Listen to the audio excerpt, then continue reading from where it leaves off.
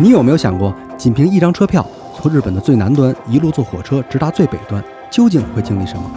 这一次，我们决定一路向北，从春到冬，纵观日本，全程3045公里，直到铁轨的尽头。从南到北的第3天，从南国摇曳的单节厢野慢车，到一票难求的观光特急，从时速300公里以上的新干线，到破雪前行的雪国列车，沿途的每一站，我们都会品尝最具当地特色的火车便当和美食。然而，突发的暴雪却让前方的线路接连停运，在一路的忐忑与未知中，我们最终能否如愿抵达这趟旅程的终点呢？这是一部没有剧本的日本铁道漫游纪实，请准备好零食，跟着我们一起踏上这趟纵贯日本的火车之旅。大阪05，欢迎你！进了仙台站，到青森了，到达札幌。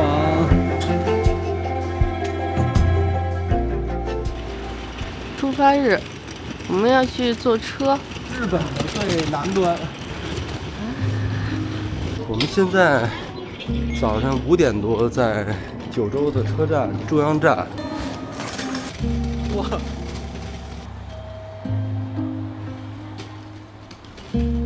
由于日本最南端的车站没有机场，所以我们必须从鹿儿岛中央车站准时登上最早的一班慢车，前往此次旅程真正的起点西大山站。阳光越过地平线，城市渐渐被甩在身后。车厢里的人越来越少，窗外宁静的田园风光，恍惚间竟让我们想起了不久前那趟环台湾的火车之旅。在这场漫长跋涉的开端，让我们有一种熟悉的亲切感。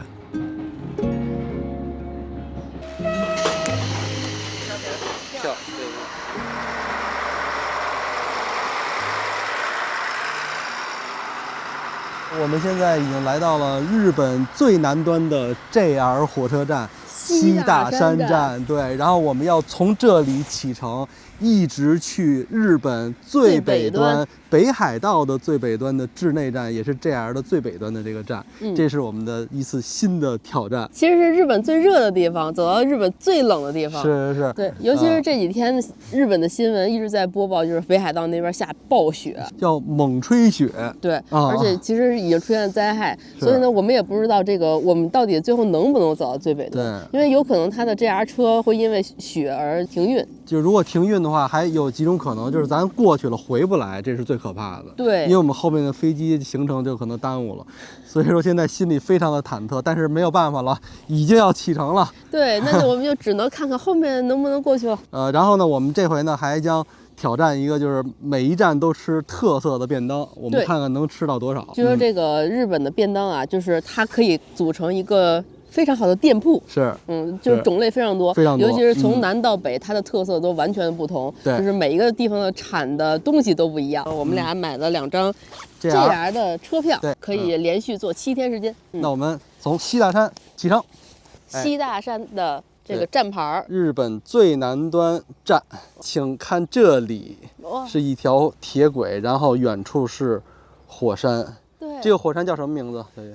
它叫什么名字？叫什么名字？我也忘了。打在山顶上。打在山顶上，对。但是它其实长得跟富士山很像，只是说它在鹿儿岛，就是山上全都是那种绿色的树，可能更温暖一些。我们能看到那个云一直在山上这样来回转，而且这个站其实什么都没有，就是这个牌子。来，咱们看看这个站行吗？就是这样。这个站这边有一个牌子说不要站在铁轨上拍照。我们现在应该就在这儿，西大山，然后我们要去的就是志内，你看这是北海道，哇，其实挺远的，挺远的，3000公里吧，对，到最北端是，北京到拉萨是4000公里，这是3000多公里。西大山站这儿有一个乘车站证明书，它是一个电子扫描的2维码，然后你就会收到一个电子文字，告诉你几点几月几日来过西大山站打卡。这块要来一个火车，真的很好看啊，好漂亮，是吧？正好那个镜子能反射到这个火山。是，如果这个车来了的话。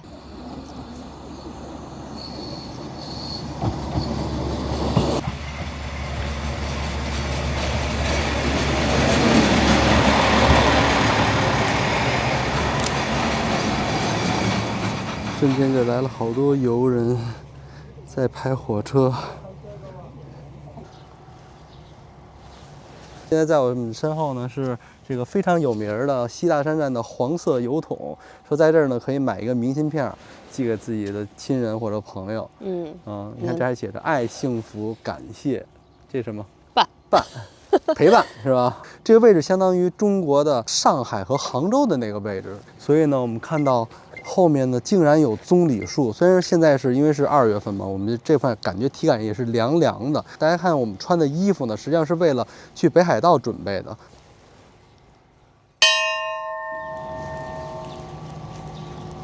车站旁边的小店开张了，这是我们的第一个章。水南鹿儿岛县产。红薯条、红薯干，你看片儿都有。一袋300块。300块，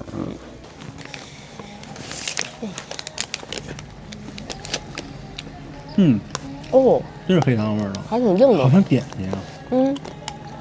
我都甚至还没吃出来是红薯。我觉得可能红糖味就会让这个红薯味少一点，因为它红糖裹在红薯上，而且还很细。这是山神啊，对山神许愿嘛，对，好吧，希望我们可以顺利到达之内，并且返回札幌，返回东京。好吧。日本最南端证明书到站证明书里面有一个，里边有章了，对。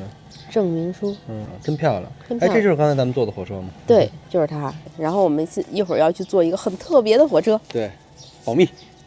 开运，希望我们的运气好一点。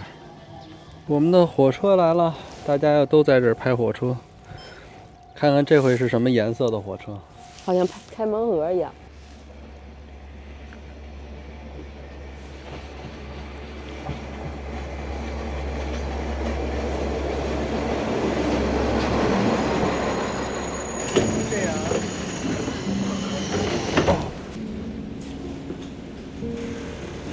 我们开始北上的旅程了。我们上的第一辆车就是非常复古的一个 local train， 你看它都是这种小横排的座椅，然后它是布面儿，然后前面还有那个几个横着的那种横向的座椅，驾驶员前面是可以看到他开车的路的。对，而且这个车厢非常的短。对，因为它这个座椅全都是那种毛绒的那种针织的感觉。对，非常的软，感觉用了很多年了，不过也没有破损。看到了我们在台湾的时候的这种电风扇，老的电风扇，然后这边还有一些把手，还有行李架。这边呢也有这个优先席，但是不一样的呢是在这儿呢有这种验票的这么一个小门口，然后这边就是驾驶员，然后上面呢还有一个电子屏，就像公交车一样。在这里就是驾驶室，你看这驾驶室多复古啊！不知道是做什么的，有那种复古的这种指针式的仪表，还有一个这个同色的这种，好像手可以转动的，不知道是做什么。这还有一个反光镜，这边还有一个副驾驶，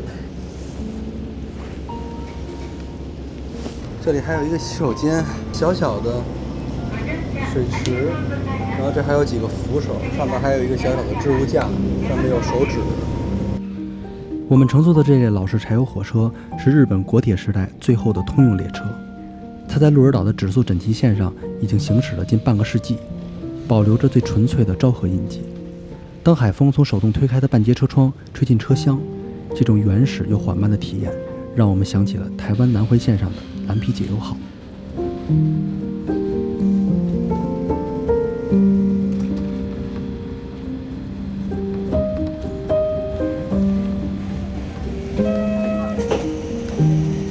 好了，我们刚刚到达指宿站，马上要换我们最特别的一个列车，是我们预约的一个列车。对，叫做指宿之御手箱，是一辆黑白的火车，它非常特别。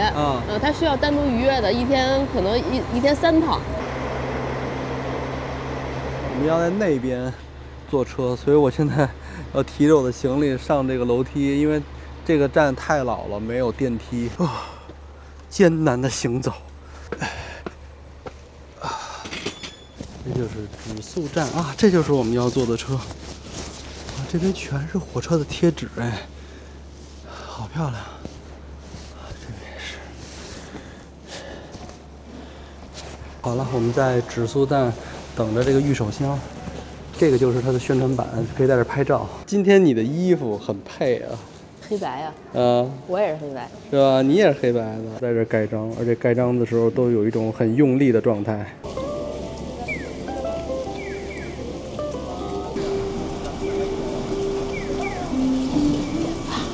大金门指宿站的旧牌子吧，是木质的诶，门口的邮箱也是黑白色的。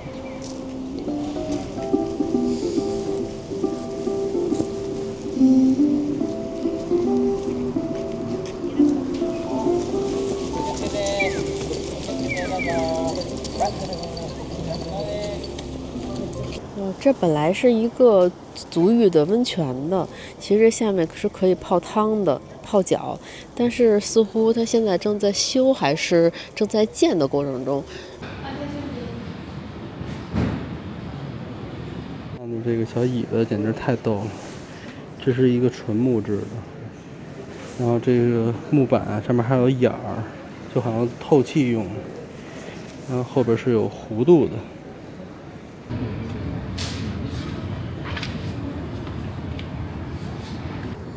毕业旅行，就这边的本儿全是小孩画的，留言，你看画的山，就这山，是。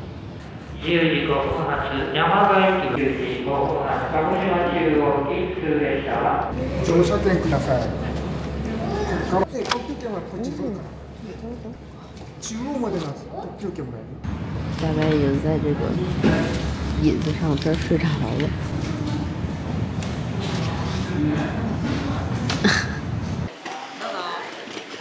开得到。然后我们现在在等我们的车，这就是车站，你看有很多人都在等，而且有很多旅游团。是日本最南端，但是这2天呢也降温了，降温了，有点凉。对，因为北边是下暴雪，那南边也是有点冷。但是所以你可想而知，我们去的北方最北点得多冷，真是黑白啊！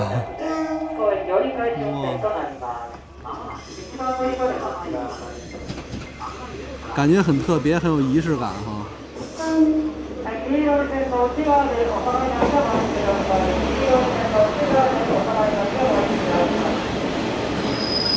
2车，咱们几车呀？2号车厢。那就是这儿，哇，就是这个车。哇。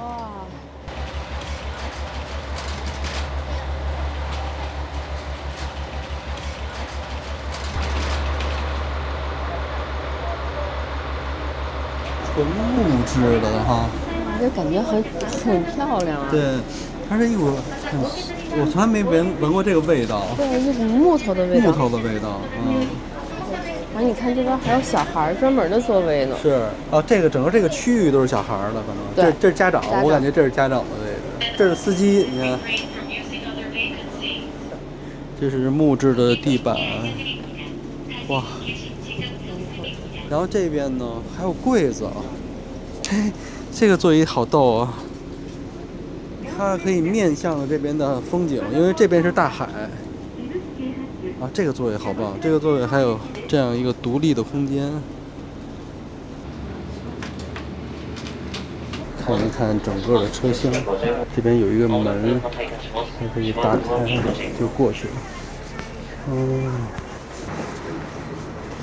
这边更豪华一些，也是深色的。然后这边好暖和。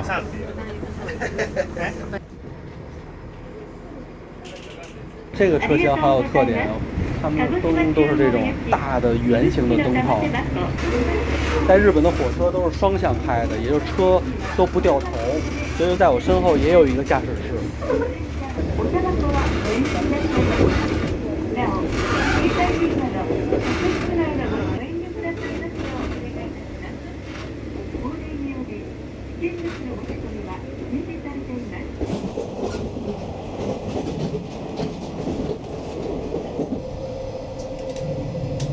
卫生间非常干净，有洗手池，然后马桶。哦，它是按压出水的，简易洗手。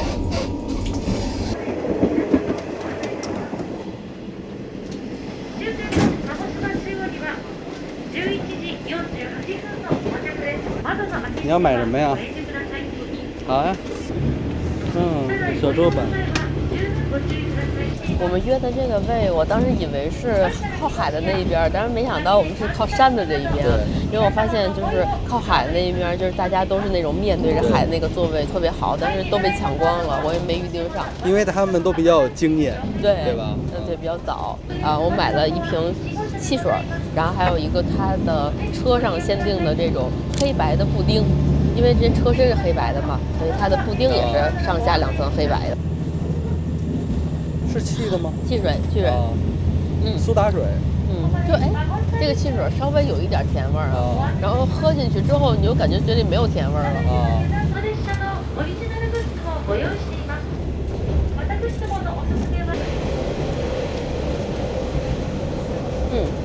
鸡蛋味儿。鸡蛋味儿。甜甜的，感觉里面有奶油的味道，很香啊，奶油的味道。我要尝一尝黑色的是什么东西？黑色，看看是黑芝麻吗？吃起来像黑芝麻，是吧？你看，好香啊！黑色比这个白色的更好吃一些，有那种芝麻的味道，好香啊！远处大海，纸素之玉手香，名字源于一段日本家喻户晓的民间传说。相传，年轻的渔夫浦岛太郎救了一只海龟，被邀请到海底的龙宫做客。临走时，龙宫公主赠予他一个玉手香，并嘱咐他绝对不可以打开。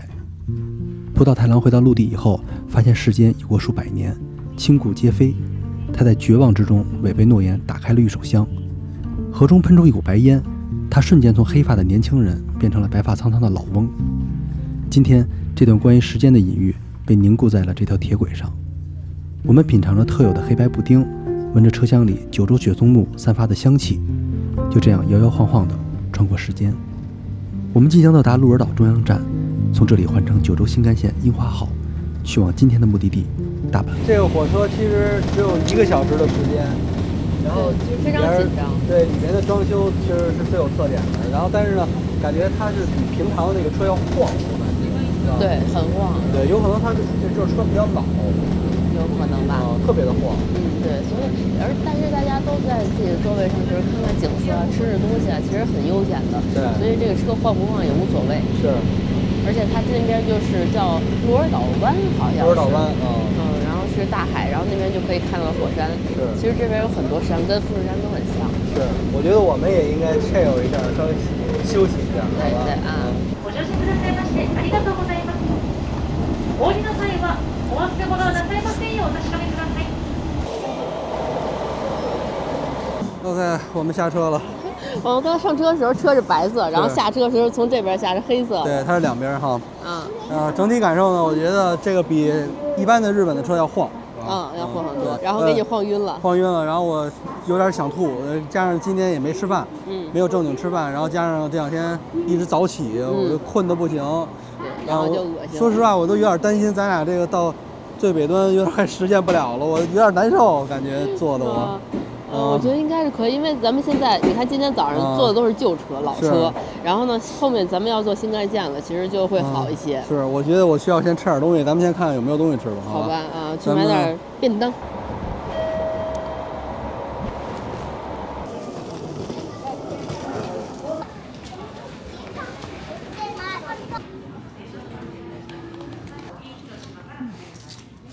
这是鹿儿岛的便当，你看人拿一盒。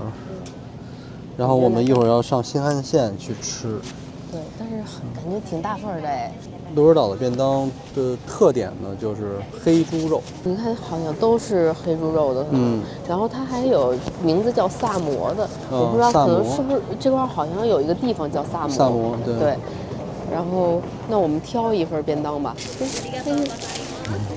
2盒便当一共花了2450日币。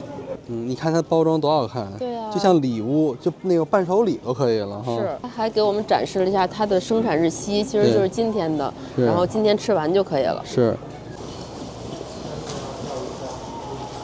就是日本的这种地下铁到处都是吃的，很亮啊，这里面。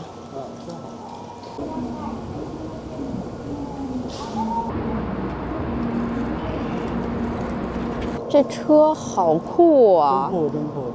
大鼻子，然后还是蓝色的，像一只鲨鱼一样。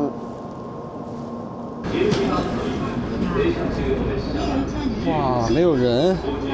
车站为川内、熊本、久留米、新鸟溪。我们的第一个新干线去新大阪。对，这个车叫樱花号。萨库拉啊，然后整个又是那种木质的古香古色的感觉。这个你看，这个沙发座椅是比人还高的这种感觉，是特别厚，对，非常包裹。然后整个座椅是那种毛毛的布面，很舒服。我看到它后面大件行李箱有位置，对，但是那个需要预约。对。然后现在我们这行李箱其实不算特别大的，对，小一点的。对，怎么办？我们没有预约，所以我也不能放在那儿。对，那我就放在前面。但是你看，我要坐在这儿的话，我膝盖就顶着这儿，就很难受，我感觉。我现在在日本新干线的2节车厢中间的这个区域，然后这儿有一个小小的梳妆台，你还可以自己挂上帘儿。挂上帘儿以后，就可以这样，不会被人看到。也就是如果女生化妆什么的，估计这就非常有用。然后这边有一个洗手间，一个很大的洗手间。然后这边还有一个男士的洗手间，就跟台湾很像。然后这边还有一个洗手间，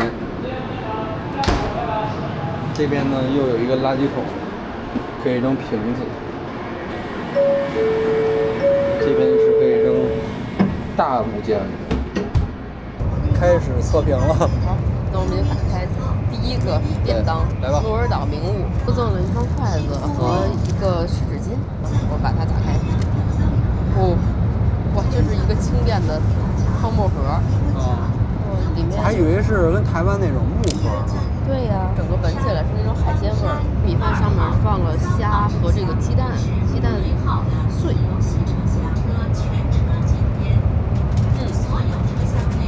这个米饭里边像是有那种海鲜汁儿，不是米饭有那海鲜的味道。还有这是什么？炸的像是那种，卤的那种，像什么素鸡似的那种感觉。是温的还是凉的呀？它是凉的。凉的啊。对，但是现在因为常温放着嘛，感觉有点闷了。好像也不能加热这盒哈。不能加热。旁边都是一些小蔬菜。这种炸虾没有它上面放的虾好啊，因为它里面还包了面炸的，真的放的有点软。我感觉整个饭有一种甜口的感觉，甜口有一点菜发甜。台南口味。是的。如果满分10分的话，我给个6分吧。哦，它还有说明书呢。鹿儿岛食材，加什么等于黑鳝。哇，这是竟然是2层，这也太值了吧！这是黑猪肉，这是它最有名的，就是这个。这一餐好补肾啊！香味，猪肉有点像牛肉的味儿。哦，是吗？我甚至觉得它是个牛肉，这可能是它黑猪肉的特点。就一口黑豆。这是鱼饼吗？是。这个饭我觉得我给7分吧，比你高1分。你看我这里面肉很多，对啊，各种的菜很丰富，我觉得这个我比你那多1分是对的，是吧？是。我们现在已经坐了有3个小时了，还没有到大阪。感觉车里面现在应该有20度左右吧，我感觉挺暖和的。然后我们刚刚在这个沙发这儿睡了一觉，非常舒服。沙发椅还是很大的，它能把头支撑住，然后人也不会特别的难受。这个车确实非常快，然后能感觉到这个车其实挺吵的，持续的比较吵吧。然后因为太快了，耳朵的压力也感觉一会儿有变化，就是觉得就是要吞一下口水这种感觉。哇，这么快的车都有 WiFi 啊！欢迎使用。也就是说，我现在登上新干线的这个火车，我应该是所有的这个新干线都可以连它的这个 WiFi 的。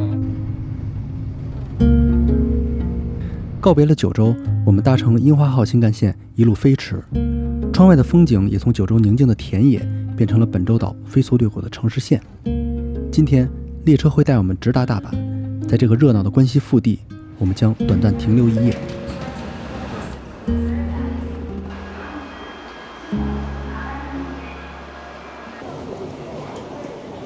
刚下了新干线，现在已经到达大阪。对，这是我们今天的一个休息的一站。我们现在呢是在地铁站吧，火车站都在这儿，是吧？对。就这块有一大片的机器，可以输入我们的这个 JR Pass 的这个码，还有护照号，然后呢就可以在这机器上预约明天的什么新干线啊、JR 火车什么的都可以。咱们是在网上买的，还可以在网上。电脑也可以操作，对，但是它有一个问题，现在是它每到晚上，它的网站要维护，对，所以10点之后就维护了，对，所以我们要再晚点就不行了，所以就机器这儿看到了就可以办这件事儿。我们明天的一沓票，这是我们明天的行程，对，这样。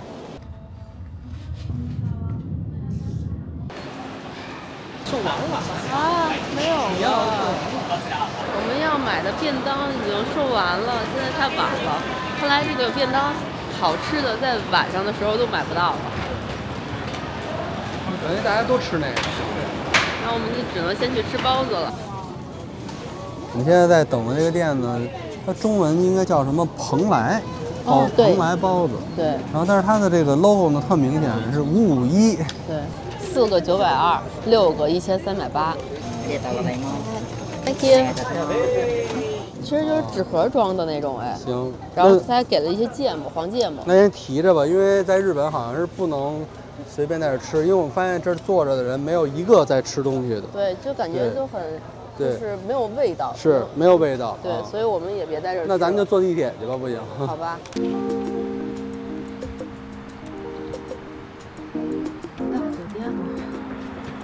Can have a coffee, hot chocolate, green tea, water. For free. OK. Rechargeable. 我们到酒店了。这个酒店实际上是我们在台北住过的，对，也是火车环岛的时候住过那个酒店。就感觉是一个细长的屋子，你看这是一个床，而且这个床非常矮。哦，是一个双人床，对，有点像榻榻米的感觉，很干净。很干净，里面有沐浴露、洗发液这些东西都有，然后下面还有浴缸。这里面其实没有配有那些洗漱用品啊什么的，但是楼下呢会有，可以自己去取。这有毛巾，然后喷雾，还有衣架、鞋拔子。在日本感觉这个房间更加的小了，对，台北那个，你别台北也很挤，对，也很挤，但是它那个房间特大，我记得当时咱。有一特别大的空，还有一个阳台啊，还有阳台。我们终于可以吃包子了。干什么都不容易啊。对，不容易啊。怎么都？我感觉感觉它软了。完了。哇，这个盒整个因为那个热气，对，蒸的有点软。蒸的有点软。哎呀。哎呦，真香哎！给了一些黄芥。你看它这底下有张纸，这个纸我还真没见过这种质感的，这纸是木皮儿哎。哦，感觉像是木皮。我们看他包的时候，他就拿那个纸垫在下面。这一盒里边4个我们买了。它的馅儿，是菜肉结合的，但是它很浅。你看它的面皮很棒，刚才有那是擀面，对，它的面是它的特色。而且我看到它就是包的时候，他拿着那个面就这样捶着，然后那个面很有弹性，好吃哎。哦，还有一点点微甜，加上里边的肉跟菜。一口吃下去，因为我们平时吃的那种是发面的那种，它虽然是发的，但是有空气，但是也有筋性，你感觉嚼的时候它会粘牙。这里边有猪肉，还有菜，有点像真是日本的一个风格的包子，可以当甜品吃了吧。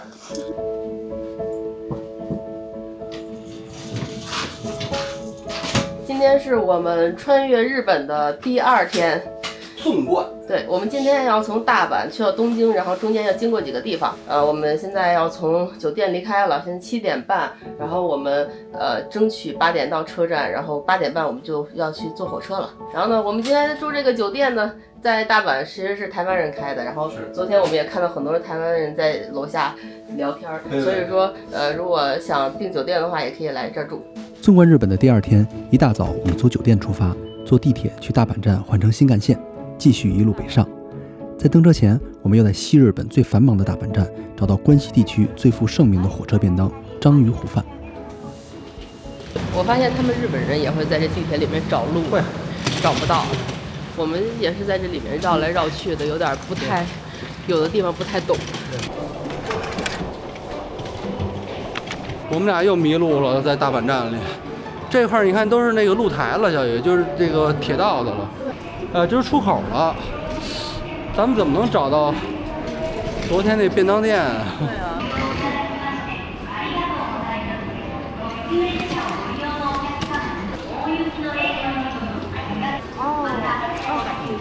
大家都这儿。看来在日本就是你不认识路或者怎么样，还是得问，跟台湾是一样的。跟台湾一样，对。哎，不对呀、你看，错了吧？你看，错了。我说是刚才出去嘛，咱，完了。完了，问了还是错。现在给大家直播在日本的搭车的真实情况。可能因为迷路要迟到。你赶快的，8点19了都。还有20分钟啊。我们还要买便当，哎，快！ Now here, okay. escalator go up. Go straight and downstairs. Go to middle street. 再刷一下吧，没事，你这畅通，这样畅通。大家都相当的着急在转车呀，是这儿吗？是。那台儿的呢？这个。对。然后再来这种叶子的，对，就这个。对，行。快。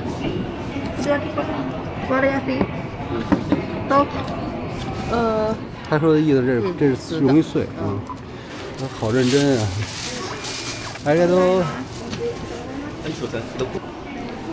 啊？新大阪京都方面是这个呀？京都线是吗？咱多少站台知道吗？我也不知道，这上面怎么看呀？靠北啊！新快速。8点40。啊，这，11。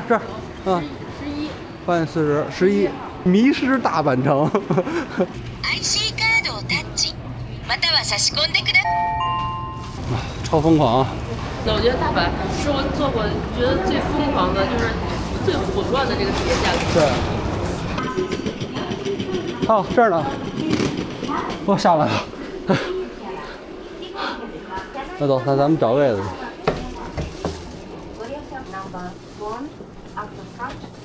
我们现在刚刚上了雷鸟号，准备开灯。我们今天先是从大阪去京都，对，所以非常快，半个小时就到了。半个小时到，所以我们要赶快先解决掉我们的早餐。对，这个是大阪的特色，就是它大阪特色其实是鱿鱼，然后它有一个坛子的便当。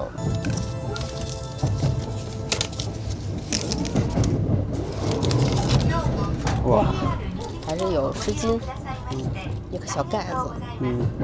哇，这看着好哎，真棒啊！这好。这么大鱿鱼啊，感觉很棒。上面是菜，铺的一些菜，然后鱿鱼，然后下面是米饭。是。我觉得这个真的是要早上买才行，要不然晚上真的买不到。是。章鱼腿。很有弹性，是吗？好吃吗？鲜吗？鲜，好新鲜。还是凉的？凉的，哇，好吃啊！有点甜的。再来一个。哎，这好，真鲜，这好。哇，这很满足啊，就是一口就能吃那么大的章鱼足，饭也不错。饭是那种有点发棕色的那种，粒粒分明的。你说它会不会是腌过这饭？有可能是吧？它有海鲜汁儿，这个坛子很特别，我们可以带回去做汤喝。是。这个叫柿叶便当吧，它是叶子包上的那种寿司。柿子叶子。我之前查过它，这个里面的饭好像是腌制过的，腌制过的那种鱼，做的便当，看小小的一个，很好看，里面全都是叶子包着的，这里面是小寿司，这叶子不能吃吧？不能吃，哦，里面是三文鱼，它是不是要那叶子的味道？可能是吧，酸酸的，有白醋味儿，是吧？它真是腌过，应该是腌过的，它那个肉不会像那种就是生鲜的那种饱满，它有点扁扁的，腌过的它有酸味儿，有一点点咸味儿，其实不浓，感觉你在吃粽子，有点是吧？对，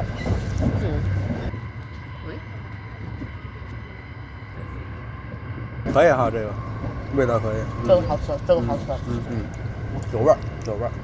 我都尝不出来它外边全是雪。哦，一会儿我们到京都肯定特别大雪。对，叫猛吹雪嘛。对啊，本来我们以为到北边才会有这么大雪，没想到现在到京都有这么大雪了。是。那开心。是很开心，但是我觉得有可能是不是咱们北方去不了了？哇，天哪！看外头，天哪！从大阪到京都搭乘特急列车，不过短短20分钟，窗外竟已从晴空万里变成了白雪纷纷。这场突如其来的大雪，让我们的心情在兴奋和忐忑之中拉扯。兴奋的是，终于能用镜头记下最治愈的京都雪景了；忐忑的是，随着雪势的加剧，前方继续北上的列车是否会因此而被迫停运呢？不过，既然已经在路上了，不如就享受这一切吧。我们在京都要暂时离开火车线路，去寻找一家已经经营了1000多年的老店。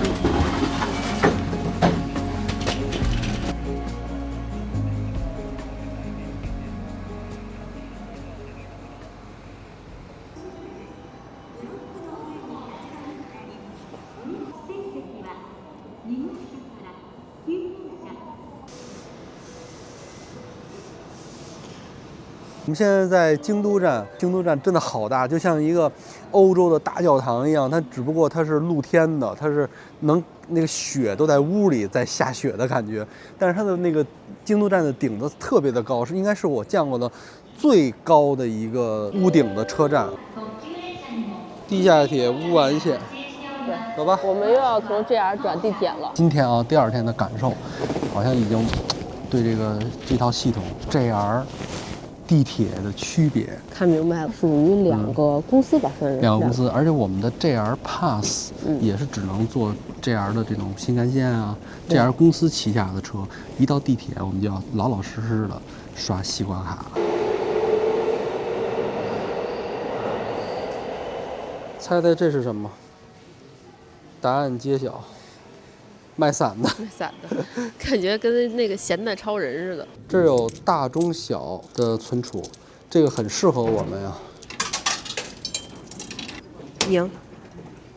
我们现在去转公交车线路，转这么多车的原因是因为我们俩要去吃一个京都开了1000年的店铺，老牌。对，1000年哦。哎呀，这么多人啊！我天哪，这是公交站啊！这好暖和，是室内的公交站。我还以为出来之后是那种特别凉的街道，没想到出来以后就像地铁一样，我们就在室内等公交，大家都在这儿排队，站得特齐，脚下都有这种线，你到哪儿，然后你就在这儿去排。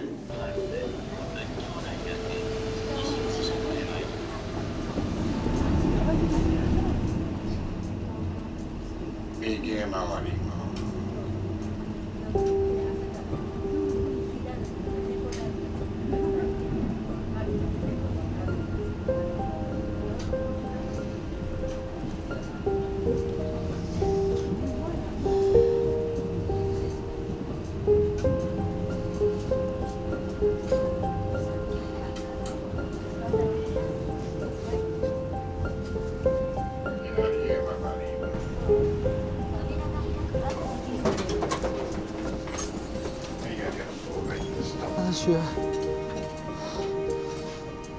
哦，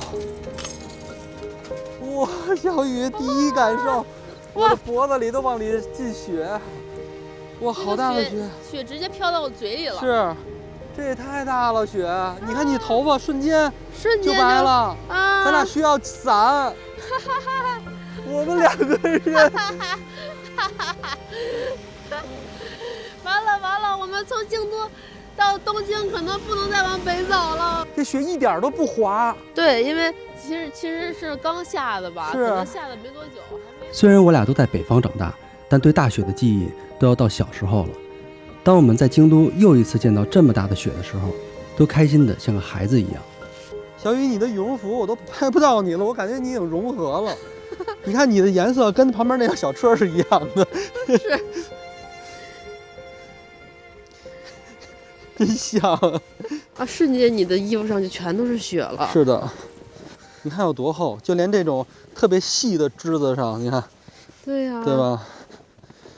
这车就是卡在这儿了，雾在这儿了，过不去了。然后我们只能从边上过。这个上面红红的啊，真好看。我们看到它往上开不上去。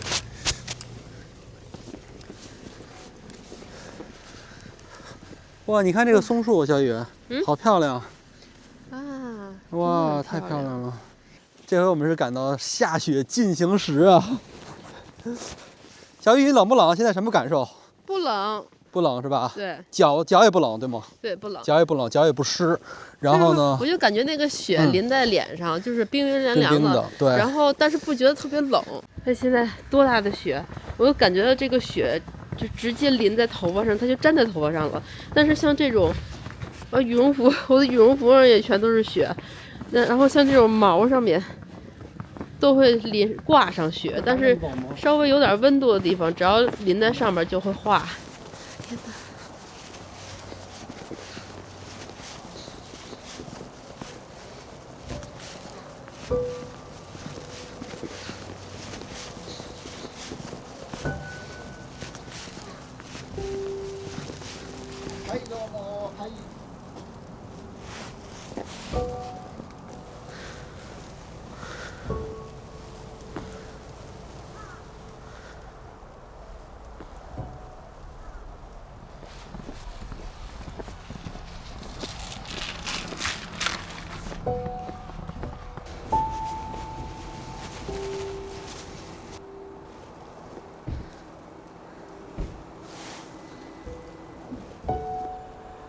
顶着漫天飞雪，我们来到了京都的金宫神社。在通往神社的参道两旁，积雪已经压弯了松枝。古朴的街巷只能听到风声和踩雪发出的沙沙声。在静谧的白雪后面，隐藏着一家名叫一文字的老铺。从平安时代至今，已经营业有1000个年头了。公元994年，京都瘟疫肆虐，人们为了平息疫病，修建了金宫神社。6年后的公元1000年，一文字就在神社门外支起了炭炉，专门为前来祈福的人烤制麻薯。传统上认为，串起这些麻薯的竹签，沾染了神明的庇佑，吃下便能祛病消灾。此时此刻，在风雪交加的京都，没有比躲进这家千年老铺，吃上一口热气腾腾的烤年糕，更让人觉得治愈和安心的事儿。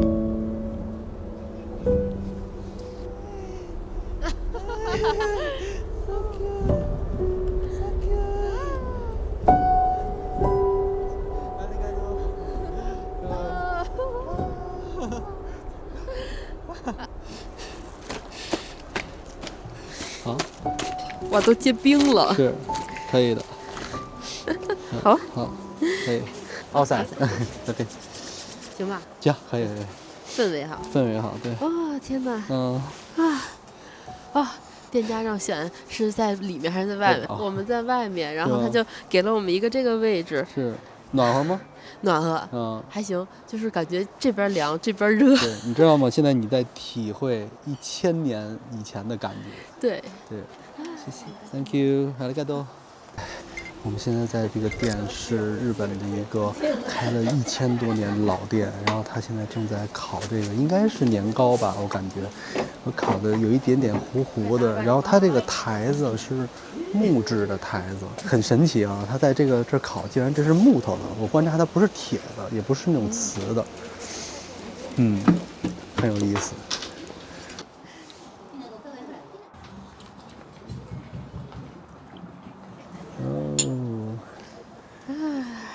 你看它的签子是那种小前面是小叉的那种，是那种小叉子的感觉。是。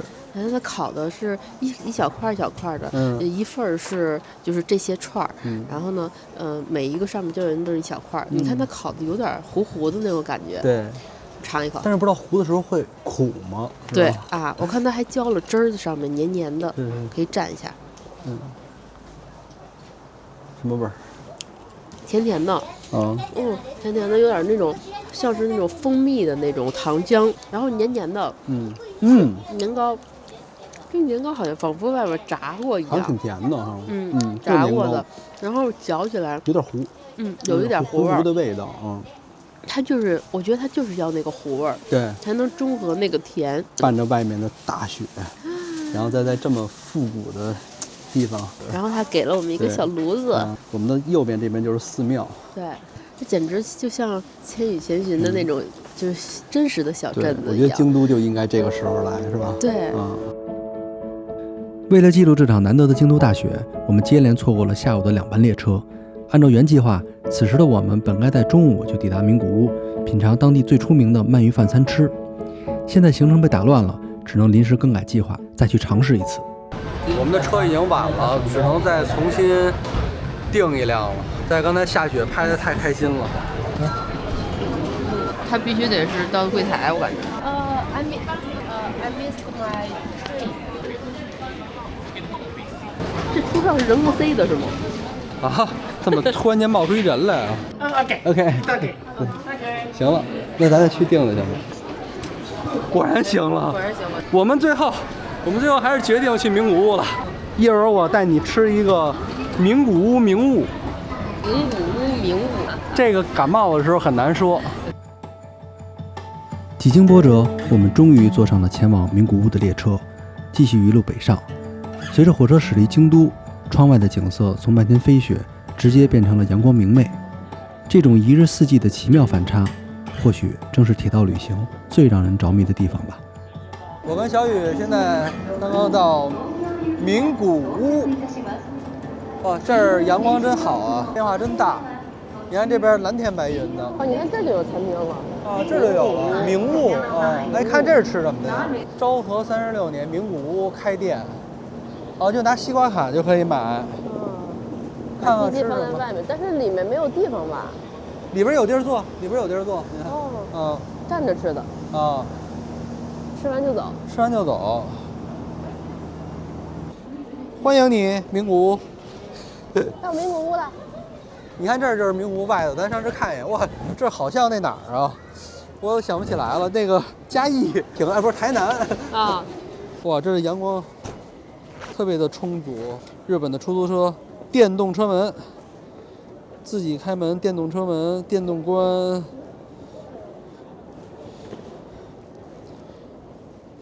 出站呼吸一下名古屋的风，但是真的很舒服。而且你看那边卖相机的各种品牌全都是，就这边名古屋这边就在这儿旅游都值得待几天，应该是。对，但是咱们只能是在铁道匆匆路过了。是。那我们去吃它的鳗鱼饭吧。立即去找那个店，好吧？对。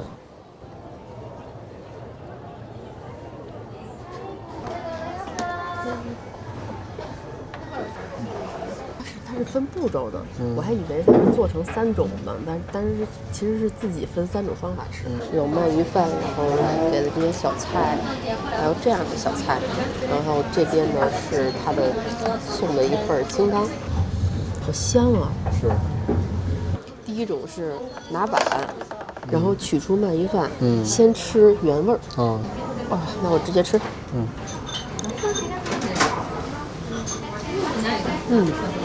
鳗鱼烤的焦焦的边儿，特别脆，好脆，好香啊，越嚼越香。再来一点饭，葱花，芥末，这是什么紫苏叶？这个感觉有点像一口寿司一样。是。有味儿了。加芥末好吃，是吧？而且它的芥末不是那种特别辣的。吃到最后的时候才去吃那个茶汤，找他要。对，找他要。那你这是什么东西？这个就是一个好像是个海苔一样的东西。你自己往上撒就行了。撒就行了。第3吃要叫他们给拿一壶茶过来，茶泡饭。对，茶泡饭，尝一口这个饭会变成什么样？感觉这样像喝粥一样。是，虱目鱼粥嘛？哎，对，是不是？虱目鱼粥，对虱目鱼粥，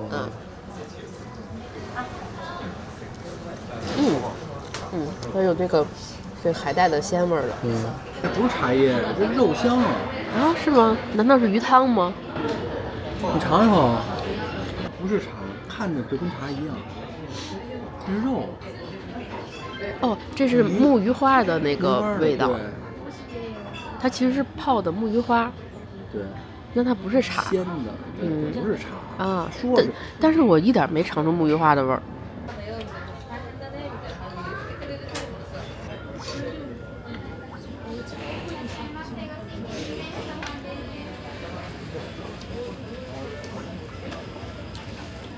发生什么了？其实我们俩竟然忘了这边有酱汁可以倒。对。它这有一壶鳗鱼酱。对，就应该倒。我说怎么少点什么味儿？对吧？对。然后还有一个山椒，这个山椒是可以就是倒出来放在上面吃的。是不是没好好看说明书？对吧？所以说这吃鳗鱼饭今天还真得看说明书。要我说咱这段就别往外放，这绝对体现智商了。这因为饥饿导致的头脑不能运转。太绿了。太绿了。说是他们叫什么？叫什么原创的什么参蒸绿茶？就是绿茶味儿，挺浓的。我们现在在后面那个味增店呢，买了一份手语鲜。对，其实就是鸡翅膀。鸡翅，然后还有一个烤猪肉。猪肉串是味增的。味增的，特深颜色。对，因为我们看到这家店呢，它的特点就是这个味增酱是深黑色的。是，然后我们想先去盖章，然后呢一会儿到新干线上去吃。对，好吧。Can I get a stamp? ここはno stamp. No stamp. OK, thank you.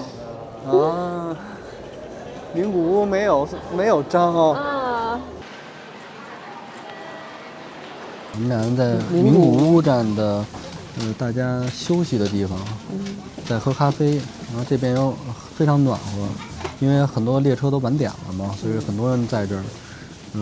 这边还挺好的，有很软的椅子，还有可以坐的桌子。然后那边竟然还有一个是工作空间每人一小格，可以用电脑，就是还可以就是享受私人的空间。对，然后这边有星巴克，然后有些礼品店，很多人在那买东西。对，感觉在名古屋的游客就是很多东西可买的。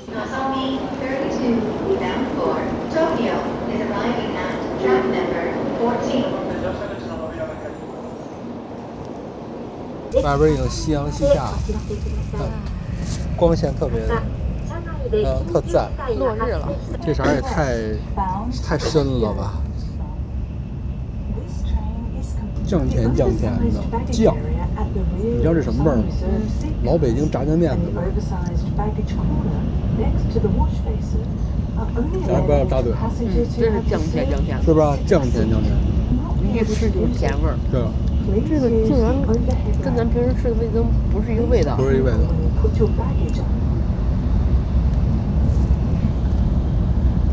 名古屋名物，这烤的吗？应该是烤的，闻起来有股烟熏的味儿。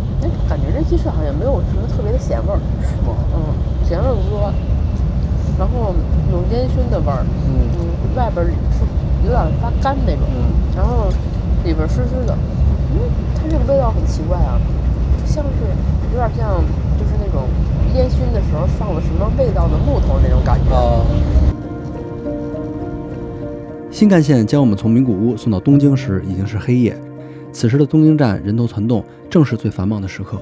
在这座错综复杂的巨大车站里，隐藏着一家号称全日本最大的铁路便当专卖店。我们要赶在它打烊之前买到今天的晚餐。我们现在在东京站，这边是东京站最大的便当店。它这儿呢有很多的便当，但是我们来了以后发现很多都卖没了。对，因为现在已经8点了。对，但是它最有特点的，我感觉最吸引我的就是那个火车头的便当。但是我感觉这个特别像给小孩吃的。是，小孩一看这小火车，他就愿意吃，是吧？是。人非常多，你看都在选便当，对，都在选，就这些了。对，但是冰箱都空了。是。哦，你看他还在补，他在补货，但是这个货，他肯定是热门的补不上了。对，你看，真火哈！啊，太火了！东京站的状态，人流量巨大。哇，天哪！简直是太疯狂了。那咱们现在就回酒店。走。不算是坐了一天的车吧，坐的时间其实不是特别长，也很累啊。对，但是很累，特别赶嘛。对，一个小卫生间，日本对，大多数就是这样的。但是在东京呢，确实价格会稍微高一点点，但是我订的也算还可以了。多少钱？70美金。70美金。对。松川你看半灯。然后我这个呢是一个完全的鱼肉便当，是鲑鱼，然后它还有鲑鱼卵的这种。全是烤肉，上面烤肉，这边还有丸子，还有那个咸菜，就是这样。啊，看我的是一个圆形的，感觉又新鲜，样子又多。哇，这个鱼子闪闪发亮。对，真的假的？真的。感觉酸的，好像四喜丸子。挺好的，这丸子应该多给几个，挺有味儿的，甜咸的味道。在这个就是外包装上会写里面有什么材料，因为它会有一些，比如说给你介绍过敏源啊，怕你吃一些东西过敏，然后它会写什么鸡蛋、小麦、这种鱼、鸡肉、大豆之类的这些比较容易过敏的东西。真是好吃，说实话。我这里边的鱼也很好啊。说实话，我这个饭要是热的，真绝子。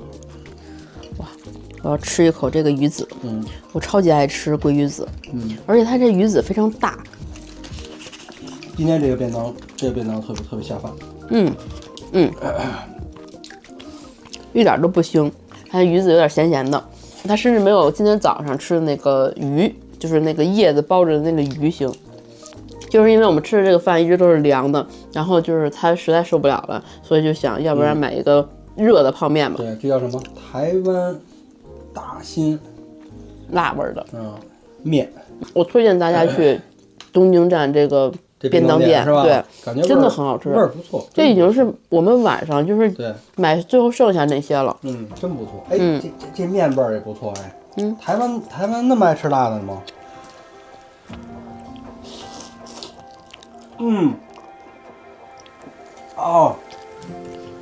真棒这辣！哎，里边有韭菜，就是台湾的特点，你发现了吗？怎么样？这味儿？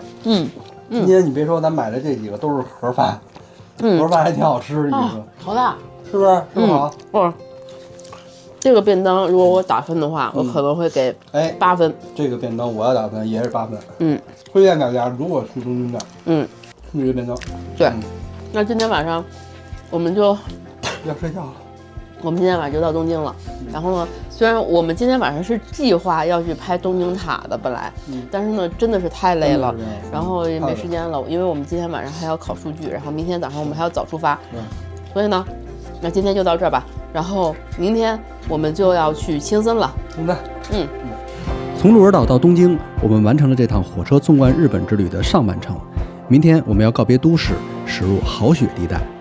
我们将穿过本州岛北部的雪原，乘新干线从海底登陆北海道，再转乘日本最孤独的雪国列车，直至抵达最北端稚内。当冰雪覆盖前路，这趟旅程会遭遇哪些未知呢？纵贯日本下集，我们继续向北。